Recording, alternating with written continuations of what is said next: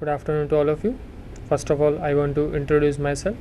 Myself Ankit Acharya, working as an assistant professor in Hasmukh Goswami College of Engineering, and today my content is GTU question paper solution of the subject of vector calculus and linear algebra of June 2014.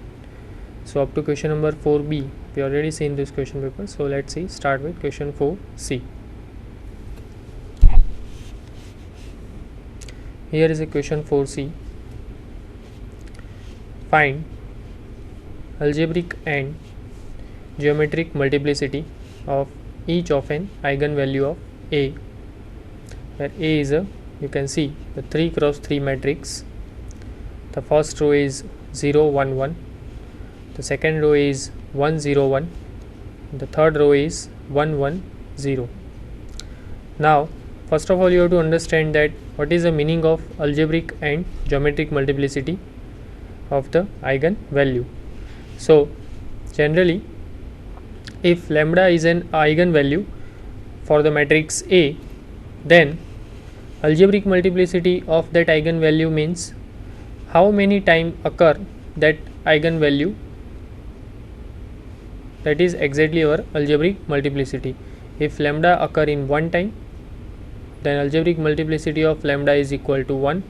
If lambda occur in 2 times as an eigenvalue, then algebraic multiplicity of an eigenvalue is 2, right? Similarly, if lambda in general, if lambda occur in r times as an eigenvalue, then algebraic multiplicity of eigenvalue lambda, that is equal to r. Now what is the meaning of geometric multiplicity? Geometric multiplicity. Now geometric multiplicity is depending upon the eigenvalue, right? Depending upon the eigenvector corresponding to that eigenvalue. So corresponding to lambda, if we get one eigenvector, then geometric multiplicity of lambda is equal to 1. Corresponding to lambda, if we have 2 eigenvector, then geometric multiplicity of eigenvalue lambda is equal to 2. So similarly, in general, if geometric multiplicity, if eigenvector corresponding to lambda, that is equal to, that is r eigenvectors corresponding to eigenvalue lambda, then the geometric multiplicity of eigenvalue lambda is equal to r. Now so here we have to find first of all characteristic equation of A is given by. So first of all you have to find characteristic equation, and using that characteristic equation we can find eigenvalue, right? And then we have to find eigenvector corresponding to that eigenvalues. So let's start with to find characteristic equation. Here I explain to you one another method to find characteristic equation. Generally what we have to do, we find determinant of A minus lambda I, that is equal to 0, right? And that is our characteristic equation, determinant of A minus lambda I equal to 0, okay?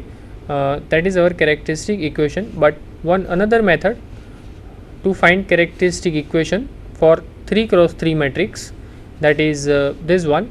The characteristic equation of A is given by lambda cube minus s1 lambda square plus s2 lambda minus determinant of A equal to 0. Now what is the meaning of s1? S1 is a trace of A, right? Trace of A means sum of the diagonal element, sum of the diagonal elements, main diagonal elements. So here you can see in our matrix the main diagonal elements are all 0, right? So trace of A is nothing but the sum of the main diagonal entries. So that is 0 plus 0 plus 0, so that is equal to 0. So we get S1 is equal to 0 here. Now S2 is sum of the minor of the main diagonal entries. So we have to find minor of this all zeros, right? So let's start with minor of the first 0, Now minor means we have to find the determinant with removing the column and the row in which that element. So 0 is in first row and first column, so we have to remove first row and first column, and then you can see these 4 elements are left 0 1 1 0, right.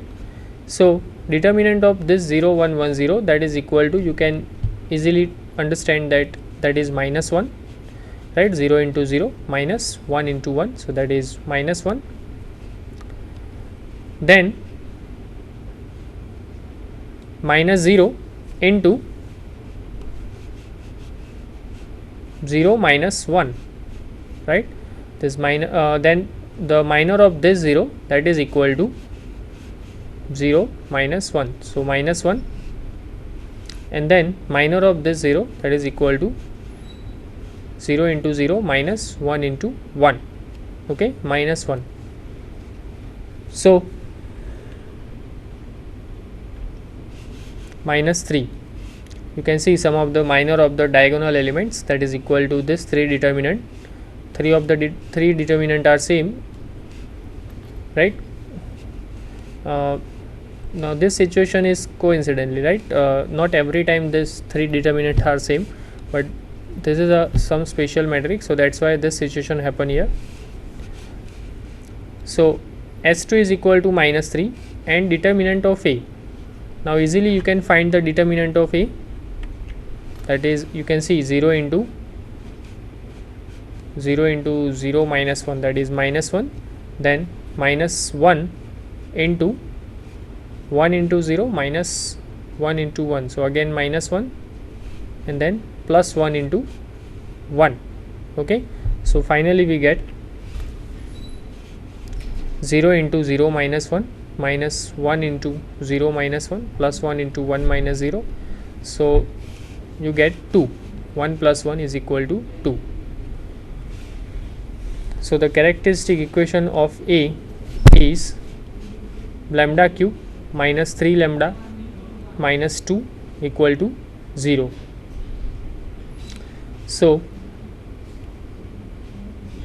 lambda plus 1 into lambda square minus lambda minus 2 equal to 0. When we factorize this third degree polynomial, you can see the sum of the odd degree of the sum of the coefficient of odd degree of lambda and the even degree of lambda, both are same, so that's why lambda plus 1 is one of the factor, okay.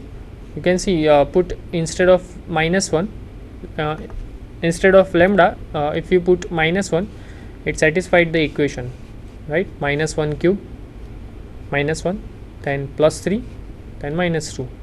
So clearly minus 1 is one of the root, that means what, lambda plus 1 is one of the factor, okay. Lambda plus 1 is one of the factor of this polynomial. So when we factorize this term, this polynomial, you will get lambda plus 1 into lambda square minus lambda minus 2 equal to 0. Now again when we factorize this term, lambda minus 2, you will get lambda minus 2 lambda plus 1, so lambda plus 1 square into lambda minus 2, so minus 1, so our eigen values are minus 1 2, right. Now as I explain you the definition of algebraic and geometric multiplicity, now you can understand that algebraic multiplicity of minus 1 is 2 here, because you can see the minus 1 occur in 2 times as an eigenvalue. What are our eigenvalues? Minus 1, 2. So as an eigenvalue minus 1 occur in 2 times, so that's why the algebraic multiplicity of minus 1, that is equal to 2, and 2 occur in 1 time, right. So algebraic multiplicity of 2 is 1, clear. Now to find geometric multiplicity, we have to find eigen vector corresponding to minus 1 and 2, okay. So the eigen vector corresponding to lambda is equal to minus 1 is given by the matrix equation A minus lambda I into x is equal to 0, right? In this equation we have to put, instead of lambda we have to put minus 1. So we get A plus I into x, that is equal to 0. Now this gives matrix, you can see A plus I means identity matrix 1 0 0 0 0 0 1 0 and 0 0 1, right? So this is our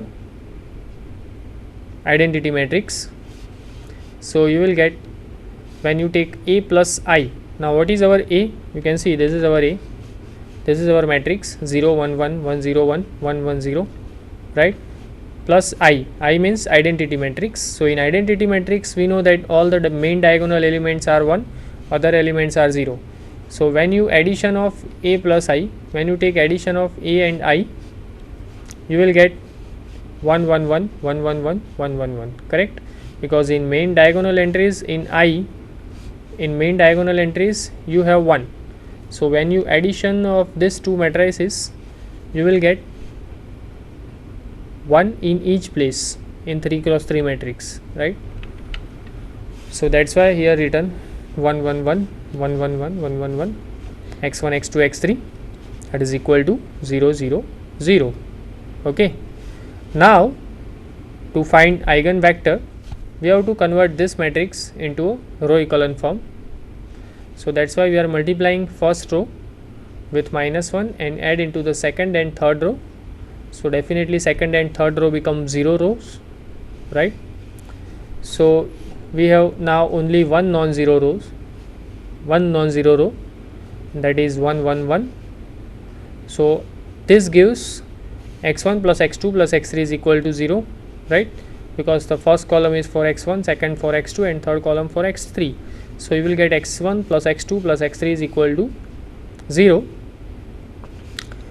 So in only first column we have leading entry, second and third column we don't have any leading entry. So that's why we have to take x2 is equal to t and x3 is equal to s. Corresponding to these two values we get x1 is equal to minus s minus t.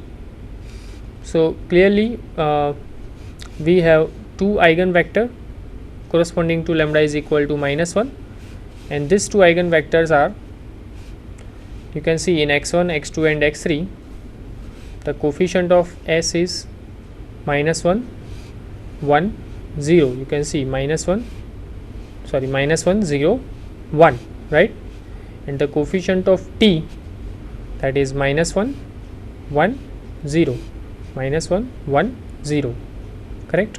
So that's why we get eigenvector corresponding to minus 1 0 1 and minus 1 1 0. These two are eigenvector corresponding to lambda is equal to minus 1. Okay, now the eigenvector corresponding to lambda is equal to 2 is given by a minus 2i into x is equal to 0. This gives minus 2 1 1 1 minus 2 1 1 1 minus 2, right, to x1 x2 x3, that is equal to 0 0 0. Now again we have to convert this matrix into a row echelon form. So that's why we are multiplying third row with 2 and add into the first row, and also multiplying third row with minus 1 and add into the second row. So that's why the first row become 0 3 minus 3, second row become again 0 minus 3 3, third row is 1 1 minus 2, okay, as it is. Now then we are multiplying second row with 1 and add into the first row. So the first row becomes 0 0 0, second and third row are as it is, 0 minus 1 1 1 1 minus 2. Now this matrix is still not in row echelon form matrix.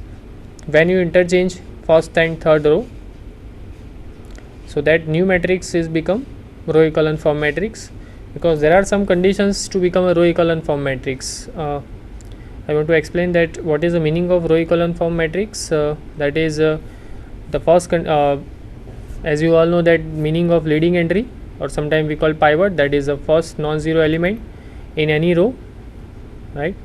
First non-zero element in any row. Now the meaning of row echelon form matrix is, there are some conditions, the three conditions. The first condition is, if there is any zero row, it should be the bottom of the matrix. If there is any zero row, it should be the bottom of the matrix. The second condition is, in below that leading entry, if there is any leading entry, below that leading entry or below that pivot in that particular column, all the elements should be 0. And next condition is, whenever we are going from above to below, right, our leading entry is going from left to right. If these three conditions are satisfied, then we can say that a matrix is in row echelon form matrix. Okay. Now another two conditions too for reduced row echelon form matrix, that is leading entries must be 1. Leading entries must be 1, and the next condition is in particular column in which we have leading entry, right, except that leading entry all the elements should be 0. Except that leading entry all the elements should be 0 in which we have leading entry. So this matrix is still not as I told you that this matrix is still not a row echelon form matrix, but when you interchange first and third row, the next new matrix is definitely is in row echelon form matrix, and then we can solve it. That is x1 plus x2 minus 2x3 is equal to 0, and minus x2 plus x3 is equal to 0. So this gives minus x2 plus x3 is equal to 0 and x1 plus x2 minus 2x3 is equal to 0. Now when you take x2 is equal to x3 from this equation, so you get x1 is equal to x3. Take x3 is equal to t, so x2 is also t.